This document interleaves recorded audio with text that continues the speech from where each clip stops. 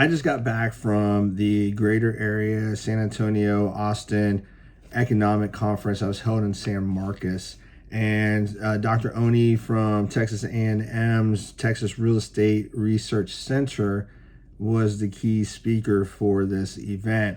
And he went over a lot of the stats for the state, the country, and the San Antonio and Austin corridor. And I'm going to apologize ahead of time for reading my notes, but there's just so many stats. There's no way I could keep them all straight without a little help. So 1.8%, the GDP for our country this year is what it's expected to be. Next year, they're expecting it to be 1%. 1%. Texas GDP almost double what the nation is, so that's fantastic. The biggest impact to the Texas GDP is the consistent attack to the oil and gas industries. They are the biggest industry for Texas, and shutting off pipelines and regulating things impacts that, and that affects our GDP. San Antonio is in the top 5 industrial growth areas of Texas. So San Antonio is doing a fantastic job continuing to grow. We're even getting a DeLorean plant. They're doing a lot of stuff over in the Pearl and over by Kelly, and then Brooks City base is still growing as well. So 11 mortgage rate increases in the past 2 years. That is the fastest rate of increase in the past 50 years. And if you weren't paying attention, the Fed just announced that they are probably going to raise the interest rates one more time before the end of the year. So thank you, Fed, for what you do. 1980. In 1980, 3.6% of a household's income was spent on housing. Guess what it is today? 5.6. 5.7. 5.7. So 2.1% more than in 1980. And in the 80s, we had interest rates of what? 13, 14, 15%. So loan standards are continually increased as there's less money from investors out into the mortgage loan sector. Mortgage lending requirements are tightening. Delinquencies are less than 4%. That's phenomenal since we've had so much growth over the past 3 years, so much equity. It would be sad if we had a lot of delinquencies. But as the economy continues to suck, we're probably going to see some people that are going to get laid off from their jobs, hours cut, things like that bought houses in 2020, 2021, when they were offering up their kidneys, Chick-fil-A for a year, and naming their first 3 kids after the seller's pets. They don't have equity, a lot of equity. So we might start seeing some short sales and some foreclosures coming. My personal opinion, there's no stats that support that, but I'm pretty good at adding 1 and 1 and coming up with 2.1, 2.2. So we'll see. The average family mortgage debt is declining, so that's good. The federal debt has gone up to 33%. I do believe that they just passed a bill to let it go all the way as long as they want to till 2025. So we'll see. Maybe we can hit 40 trillion by 2025. It's just money. We can print it, right? Office values are slowly trending down.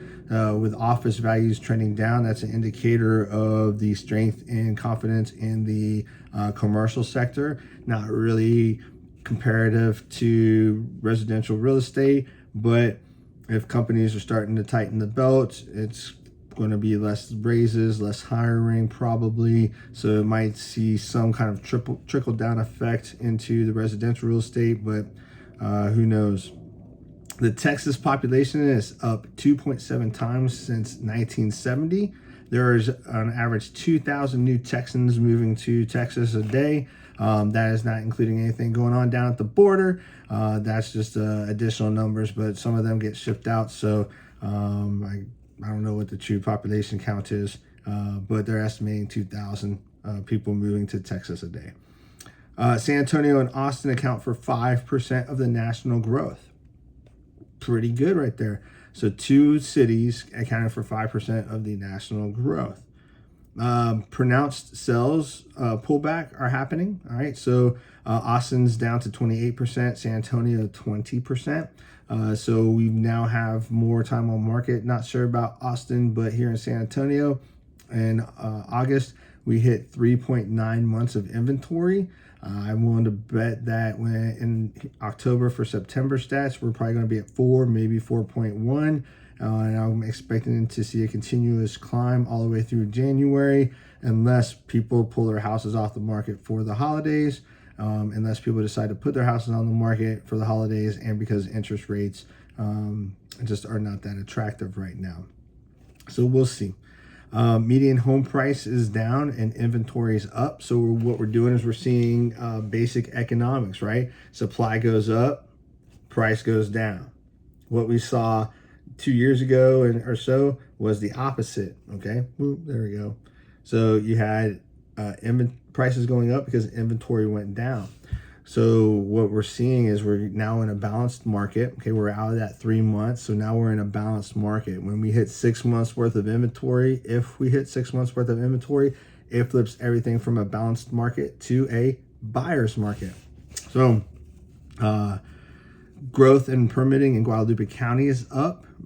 It's moderate growth for Bexar County, but it's up really a lot in Guadalupe County, which makes sense because of our proximity to Bexar County, and permitting is easier in Guadalupe County. Property taxes are easy in Guadalupe County versus Bexar County. So there's a lot of reasons why people would want to come, especially companies, to Guadalupe County versus Bexar County.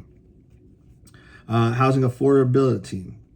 So the national average is 5.7%. Okay. Austin, 5%, and San Antonio is nearing 5%. We're still a little bit below, but we're getting close to 5%. But that low rate is what's attracting people to the San Antonio and Austin markets. Texas is the 8th best in nation for doing business. So we're doing a lot for attracting business. If you remember those property tax cuts that we just saw, they weren't to help us. They were actually designed to help attract businesses to Texas, which would bring people into Texas, which would increase jobs in Texas, which would increase tax revenue in Texas. So it does help us, but it was really designed more or less to help work on attracting more business and compete with Phoenix. Because apparently Phoenix is our biggest competitor. The one advantage we have over Phoenix is the no income tax. So, but we do have a higher property tax. So that's what combats things. That's why they lowered the property tax to try and compete with Phoenix. So that's, again, me doing 1 + 1 and coming up with like 2.1, 2.2, somewhere around there. So here's the 2024 outlook. Okay. Not very encouraging.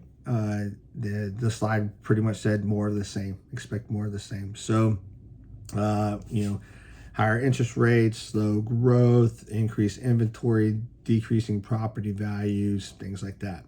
We're expecting to have a light labor market in the job market. Texas growth is going to be slowing some. Industrial rents are going to start going up. Because I guess there's less occupancy, so they got to take the cap rate and spread it out a little bit more over some other units. So they're expecting the industrial rent rates to go up. Retail is still expected to have a good performance. Multifamily, we're going to start seeing some slowing deliveries and affordability challenges coming up. Interest rates, things like that. So San Antonio saw a 5% increase in workforce in 2022. Okay, so that's good. We've increased people to the workforce. There's jobs here to be filled, and we have people here to fill them. We're adding the first nonstop flight to Germany. So I don't know if you saw that, but Condor Air, San Antonio gave a kidney up to get them here. But we're getting a new terminal. We're getting our first nonstop flight from San Antonio to Germany. So that's pretty cool. But we got to try and compete with Austin for the airport. They were talking about creating like a regional airport, kind of like DFW airport, but that's kind of way out of the ways. But Austin's done a fantastic job at getting nonstop flights, a lot of international flights that San Antonio can't get. So San Antonio is working on doing that. It's just costing a lot for them to do that. We're going to add the new terminal, as I mentioned. And even though we see slowing, we can still expect to have a robust economy. Okay, we're still a good economy. It's just it wasn't as good as it was, I don't know, 2 years ago. Well, I don't know why, but about 2 years ago, the economy started sucking, and well, here we are. So that's pretty much it. In 2021, there were 90 companies that relocated to this area. In 2022, 64. And they're expecting for 2023 less than that. So it's just a sign of the economy. People are staying there. They're not expanding because they're waiting to see what's happening with the economy. They do say that they're on average there's 250 to 260 prospective companies that offer a large diversity of trades and industries that are always prospecting Texas and specifically our area, which is good because a more diverse market, just like a more diverse economy and a more diverse population, it makes things better. So it's good that we're not putting all of our eggs into one basket. So that is what I learned in a 2-hour economy class seminar in less than 12 minutes. So if you have any questions about any of the recapping, please don't hesitate to send me a message. If you found this video helpful and useful, please hit the like button. If you didn't, still hit the like button, please. And then, subscribe so you can keep up with all the real estate news, trends, and tips that I'm going to be coming out with as we enter into a different phase of our real estate market.